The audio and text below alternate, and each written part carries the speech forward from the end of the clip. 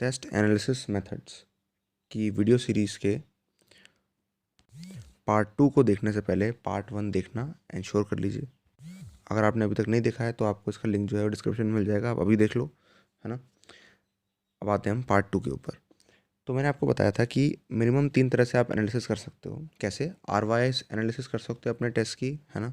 आप pattern wise, question wise कर सकते हो, है ना, या फिर आप टॉपिक वाइज कर सकते हो, है ना।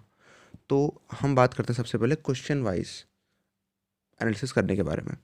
तो देखो, क्वेश्चन वाइज कैसे होता है कि जैसे सपोज आपने कोई टेस्ट दिया, उसके अंदर 75 क्वेश्चन आए थे।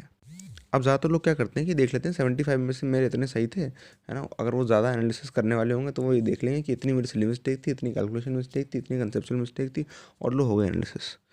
ऐसे एनालिसिस करने से कुछ नहीं होगा, है ना। आपको क्या करना पड़ेगा? अगर आपके पास प्रिंटेड पेपर है, ठीक है, नहीं है ऑनलाइन है तो उसको प्रिंट करवा लो, ठीक है। और फिर ये करो आप कि आपने जो क्वेश्चन सॉल्व किया, है ना, उसके आगे आपको लिखना है कि अगर ये सही हुआ तो आप उसका की कॉन्सेप्ट लिख दो। की कॉन्सेप्ट मतलब ऐसा क्या खास कॉन्सेप्ट था, क्या मेन कॉन्सेप्ट था क्वेश्चन का, है ना। उस क्वेश्चन के अंदर क्या मेन कॉन्सेप्ट या मेन स्टेप्स या मेन एल्गोरिदम अप्लाई हो रही थी, या मेन कोई स्टैंडर्ड रिजल्ट अप्लाई हो रहा हो, या फार्मूला अप्लाई हो रहा हो, ये रिएक्शन अप्लाई हो रही है, एक्सप्रेशन इन्वॉल्व हो रहा है, ठीक है। क्या ऐसी उसके अंदर खास चीज़ है, उसके अंदर आप उसको शॉर्ट में लिख दो उसके साथ, है ना। ये करो। अगर आपको सही हो गया तो ठीक है, सही हो गया तो आपको पता होगा, है ना। और साथ में सॉल्यूशंस के अंदर ये देखो कि क्या इससे बेटर कोई मेथड है, ठीक है। ये आपको बहुत क्विकली देखना है। अगर आपसे सवाल हो गया तो आप ये 30 सेकंड में देख के नोट कर लो, आगे बढ़ जाओ, सिंपल एज दैट, है ना। सेकंड नंबर पे सेकंड नंबर पे क्या चीज़ आती है? सेकंड नंबर पे आता है केस कि आपसे क्वेश्चन गलत हो गया, है ना, आपने किया गलत हो गया। तो उस केस में आप क्या करोगे? आप उसकी गलती लिखोगे, जस्ट क्वेश्चन के साइड में शॉर्ट में उसकी गलती लिख दो। गलती क्या थी? व्हाट वाज रॉन्ग, ठीक है, ये आपने किया। फिर तीसरा केस ये कि आपसे क्वेश्चन हुआ ही नहीं, तो फिर आपको क्या करना है? किस स्टेप पे नहीं हुआ, ये लिखना है ना। तो ये आपको इस सीक्वेंस में करना है, ठीक है। पहले जो जो आपसे सही हो गया आप उसके बगल में लिखते जाओ, लिखते जाओ, लिखते जाओ। फिर आपसे जो जो गलत हो गया लेकिन हुआ, है ना, उसके बगल में आप लिखते जाओ। फिर पूरे पेपर का तीसरा राउंड लगाओ, है ना, एनालिसिस करते वक्त पेपर का तीसरा राउंड लगाओ और ये देखो क्या क्या आपसे नहीं हुआ, है ना। क्योंकि आपका क्या गलती करते हो कि आप सीधे पेपर उठाते हो और जो सही हो गए आपसे उनको तो आप इग्नोर कर देते हो, भले ही वो तुक्के में सही हुए हों, है ना, लेकिन फिर भी आप उनको इग्नोर कर देते हो। सीधे आप इस पे आते हो क्या गलत था और सीधे देखने लगते हो क्या गलती थी, क्या गलती थी। ऐसे नहीं करना अपने को, मिसमैनेज्ड फॉर्म में नहीं करना किसी भी चीज़ को, ठीक है। मिसमैनेज्ड फॉर्म पे नहीं करना। अगर आप पे ऑफलाइन पेपर अवेलेबल नहीं है तो आप एक अलग से A4 शीट या कॉपी बना लो अपनी एनालिसिस की, और उसके बगल में आप लिखते रहा करो क्वेश्चन नंबर 1 उसके आगे कुछ, क्वेश्चन नंबर 2 उसके आगे कुछ, इस तरह से, है ना। लेकिन सीधे आपको गलत क्वेश्चंस पे जंप नहीं करना है कि जो क्वेश्चन आपसे गलत हो गए या जो क्वेश्चन आपसे नहीं हुए उन पे आप जंप कर रहे हो। ये बहुत गलत तरीका है एनालिसिस करने का। पहले वो क्वेश्चंस देखो जो कि आपसे सही हो गए, ठीक है। फिर देखो जो आपसे गलत हुए। फिर देखो तीसरे जो आपसे नहीं हुए, है ना। तो जो नहीं हुए होंगे आपको उन पे पढ़ना पड़ेगा, है ना, थोड़ा सा और आपको रिसर्च करनी पड़ेगी, है ना। तो उसमें क्या होगा, ज़्यादा टाइम लगेगा। नहीं तो अगर आप ऐसा नहीं करोगे, अगर आप ये सीक्वेंस फॉलो नहीं करोगे तो पहले आप क्या करोगे? पहले आप अपने गलत वाले देख लोगे, या फिर आप वो देख लोगे जो आपसे नहीं हुए थे, और फिर जो सही हुए थे उनका बेटर मेथड देखने की जगह आप इस प्रोसेस में थक जाओगे, है ना। इस प्रोसेस में आप थक जाओगे और फिर आप ये अवॉइड कर दोगे। हमेशा ऐसे ही होता है ना। तो ये नहीं करना आपको।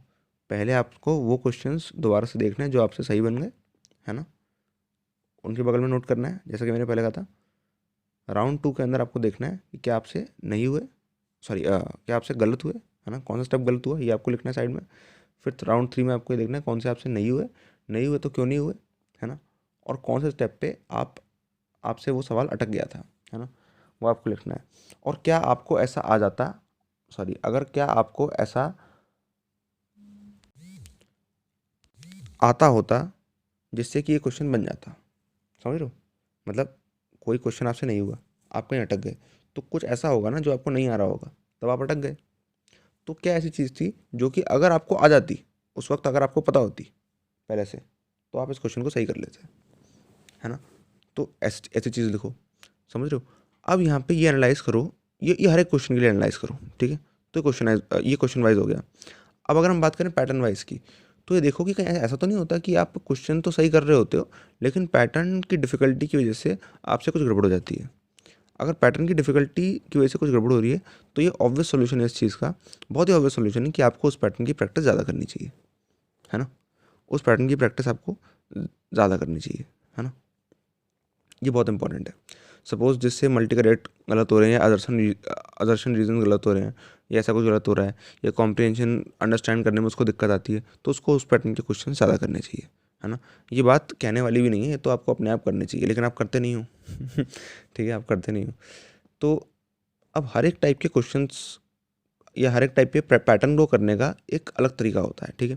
जैसे मल्टी करेक्ट अगर आपको प्रैक्टिस करने हैं तो मल्टी करेक्ट जब आप प्रैक्टिस कर रहे होगे तो आपको क्या करना होगा, आपको ये देखना होगा कि आप ऑप्शंस को समझ पाओ, चारों ऑप्शंस को समझ पाओ और ऑप्शंस को देख के एनालाइज कर लो कि क्या होगा, ठीक है। तो यहाँ पे आपको ये आर्ट आनी चाहिए। कॉम्प्रिहेंशन अगर आपको सही करना है तो इसमें क्या होनी चाहिए, आपकी रीडिंग स्पीड अच्छी होनी चाहिए। तो जब आप बुक रीडिंग ज़्यादा करोगे, है ना, तो इससे क्या होगा, आपको कॉम्प्रिहेंशन को कॉम्प्रिहेंड करने की जो पावर है वो बढ़ेगी आपकी। तो इस तरह से भी करना है आपको, है ना। कॉम्प्रिहेंशन के लिए ज़्यादा कॉम्प्रिहेंशन तो करनी है, साथ में ये कि आप इन्फॉर्मेशन एक्सट्रैक्ट करना सीखो।